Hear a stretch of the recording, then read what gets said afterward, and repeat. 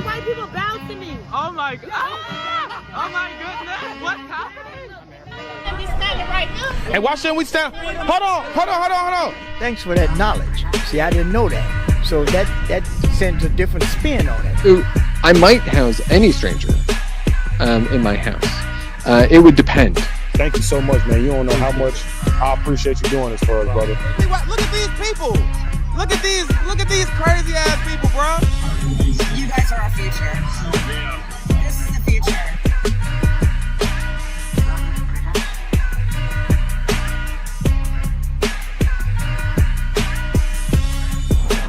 Developing tonight, disagreement over how to honor a fallen Chicago police officer. Enrique Martinez's funeral is Monday, and his loved ones are asking the mayor not to attend, but he says he's going anyway. Our Jermont Terry shares the perspective from one of Martinez's family friends tonight. Jermont? Joe and Erica, as the city prepares to honor Officer Martinez, who was killed while on duty, his family, through representatives, making it very clear that the man leading the city should not step foot into the services. Standing outside the 8th Police District, members of the FOP and close friends of fallen CPD officer Enrique Martinez spoke out in solidarity. Enrique Martinez's family called me up this evening and said they could not do this. They definitely do not want the mayor at any of the functions for Enrique. Plain and simple. They are here relaying a message from the family directly to Mayor Brendan Johnson. Martinez's family says the mayor's policy for public safety placed Martinez and many Chicago officers in harm's way. Change the policies that put them at risk. The mayor honored the wishes of Officer Louise Weska's family earlier this year and did not attend the funeral services. Weska's mother here making sure Martinez's family doesn't endure the back and forth frustration she says she went through with the mayor's office during her grief.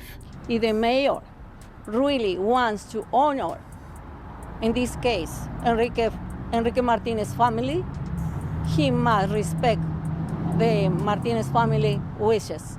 Yet the mayor's office saying he will attend, and a statement saying in part, the mayor of Chicago will attend all honors funeral services for every police officer, firefighter, or EMT who loses their life in the line of duty. These official honor services are solemn moments to honor the sacrifice of our officers and first responders. It is the mayor's honor to support the officers of the entire Chicago Police Department, especially in moments of grief. This mayor better not show up. That's so disrespectful. Now, we should note that Mayor Johnson was at the hospital the night Officer Martinez was killed, and he did offer condolences to the family directly. As of this hour on this Friday night, the mayor says he plans to be there.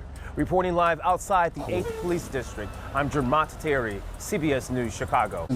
For the you moved seats there. Apparently you were very eager to ask a question. Now you got to get to it quickly, okay? Well, the people of Chicago are asking me to ask you So a go ahead couple and of ask questions. it. Go for it. Every single reporter here asked 3 questions, and you didn't interrupt any of them, by the way. For the second week in a row, we had mobs of violent black teenagers descending on not only residents, attacking police, attacking businesses, shooting at people, obviously the shoplifting, property damage. And you weren't even in Chicago. You were out campaigning for another unpopular mayor in St. Louis, where your wife Stacy is from. And you need the question. People are asking me to ask you to add insult to injury. The very next night, not even 24 hours later, you held a campaign kickoff fundraiser. How could you possibly think that this is the right time to kick off your re-election campaign? And Thank you. People are asking me. Thank you, sir. Thank you. Citizens All are right, asking. so your question is about me, about my re-election. So first of all, here's what I'm focused in on. It's creating more opportunities for people to afford to live in this city. As you have seen today, my administration has moved with a great deal of expediency, transparency, and boldness to build more affordable homes, because there's a pathway to sustain our communities and to make sure that they're safe. Here's what we're also committed to doing, is to ensuring that there is a workforce that is stabilized in this city so that we can continue to grow our economy. You know, the most important thing for the people of Chicago to know, the most important thing that they need to know is that I'm focusing on people. That's what my focus has been on. And whether that's building more affordable homes, ensuring that our workforce is stabilized, investing in our young people, expanding mental and behavioral health, these are the things that the people of Chicago want. They want their schools to be fully supported. We've done that. They want their communities to be affordable. We're doing that. They want to make sure that our communities are getting safer. 25% reduction in violent crime just this year alone. And so we're going to continue to do that work throughout my term here. And then when it's time for us to make that announcement around what our vision is for the next 4 years, we'll make sure that you get an invitation. Well, we got to keep moving. We got to keep moving. The people who have actually invested in real businesses in downtown are saying that you're destroying their investments. Real residents. Is there a question? Invested in All right, we got to keep moving. I'm sorry. We can't do this. How is it possible that someone like yourself doesn't seem to understand the actual definition of the word investment? Thank you. Hi, Mayor. Wanted to ask about CPS, but William's question is interesting because I think in your statement there is a question in there. So you had the large gathering of young people in Streeterville, young black men, teenage boys, and so some people see that and they're afraid. Perhaps they shouldn't be, but the reality is they're afraid, and there's a sense that, what's happening? Why are young people taking over my neighborhood? Do you worry about the electoral consequences of that sort of happening? And what is the message that, oftentimes these are peaceful, these are just teens that have every right to be downtown gathering, but it still raises concern among some people. Mm-hmm. I would venture to say that most people are concerned when our young people, again, are not in constructive, safe spaces that allow them to be teens. That's why I created a safe space for them. It's not impossible, but it can't just be government. It can't just be government. And this is why we're calling on everyone. The consequence is not about elections.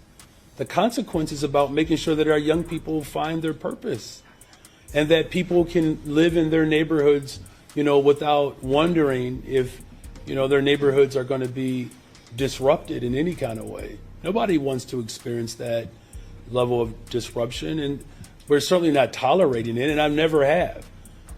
As someone who is raising a family, I want my sons and my daughter to be able to go to places in this city without being judged. But I also don't want them to be in places where they're going to feel unsafe. And keep this in mind, you all. We had an event that was dedicated to young people at Navy Pier, where 1,000 of them showed up the very next day. Now, Brandon Johnson seems to have beef with this one reporter. We're going to talk about his poor leadership in a second, but this is actually starting to get corny, Brandon Johnson. This reporter has done nothing wrong to you. He's asking a question. Can he ask a question while uninterrupted? You didn't do that for the other reporters. You always do this to the same reporter, and I think I know why. Because this reporter is going to expose you on everything that you will do, have done, and it's like you're mad about him reporting on news. You're mad about him asking you questions. Talking about, okay, we'll ask it then. I'm like, dude, nobody told you to be a terrible mayor. What is wrong with you? But anyways, guys, let's just talk about this failure. When it comes to Brandon Johnson, he has absolutely no idea what he's doing. It's not even the illegals anymore. We're back to square one, guys, which is the crime. 61% of people in Chicago, their number one concern of living here is the crime. That's well over 50% of people in Chicago. So I'm not understanding, Brandon Johnson. If you know this is a problem, you're not trying to demonize teens, but on the other hand, you're not trying to hold them accountable either. Now, I'm not saying, teenagers are bad and this, that, and the third, but if they are vandalizing downtown, what else do you want us to think? They're shooting people. They're shooting tourists, Brandon Johnson. People who aren't even from here, who are literally just visiting to see the buildings or something for deep dish pizza. Who knows? But this isn't the right way to go, man. And you definitely need to be voted out. But we can't even vote Brandon Johnson out. So now we just stuck with this guy until the next election. And then when it comes to him not being in Chicago, when all of this stuff was occurring because he was campaigning for someone else, that's kind of stupid, bro. When you have your own city to run, people are like dying over here, but he doesn't care, guys. He literally does not care. He don't care if these people die out here, get shot out here. Like, what do this guy care about? This guy care about his haircuts, his makeup, his trips, his food, his wife's office or whatever. Like, dude is absolutely a scumbag. And he's a moron too. Like, I honestly am genuinely starting to think that this dude, Brandon Johnson, is not smart. Like, he's just not smart at all. Just because you're a teacher, I know many teachers that I've been taught by who are literal lunatics now. Don't think just because they're a teacher. And honestly, first thing when I think of teacher, I think liberal. Majority of teachers are very, very, very liberal, guys. I'm not going to say all of them, but majority of teachers are very liberal. But when it comes to this dude, Brandon Johnson, you know exactly what you need to do to clean up this city, man. Why aren't you doing it? Because, like I said, guys, some of these people want the crime out here so they can keep a story going, so they can keep jobs going, like police and jails and, things like that. They kind of need crime, guys. Even when it comes to the media, they can't report on anything if there isn't nothing to report. Police can't arrest nobody if there isn't anyone to arrest. You can't put nobody in jail if nobody did anything to go to jail. Think about that, guys. They want crime. This is what they want. Especially in places like Chicago. We have been the murder capital for 13 years straight, Brandon Johnson. And you mean to tell me you don't think that's a problem? Coming in as mayor, knowing that we've been a murder capital for over a decade, you don't think you're going to try and fix anything? You claim crime is down, but it's actually not. The reports of crime is down, not the actual crime, guys. So let me just educate y'all on that. I'm not saying I'm educating you, but I'm just informing you guys that what he's saying is an absolute lie. Crime isn't down. The reports of crime are going down. The calls for crime, like the calls to the police, are going down. Because, what good is the police if you guys, are going to allow this to happen? I'm talking about the neighborhoods and stuff like that. Like the people that want to clean up the neighborhoods. You got the other ones that are like, oh no, don't call the police. They actually will threaten you if you try to call the police in some of these neighborhoods. You call the police, they probably will beat you up. And we can't have that in the city of Chicago anymore, guys. Honestly, it's time to start snitching. It's time to start snitching. Too many people are dying out here, man. Too many people are dying. I don't care. Honestly, who cares what these people think? Who actually cares what you think? If I'm telling you that this person just murdered this other person, so this man's family can get some closure, what's wrong with that? If I know this person is a murderer, let's use King Von, for example. This dude is an actual serial murderer, by the way. You guys are sitting up here praising this dude, giving this dude album after album after album. This dude was barely locked up. It took King Von to get shot for him to, you know what I'm saying?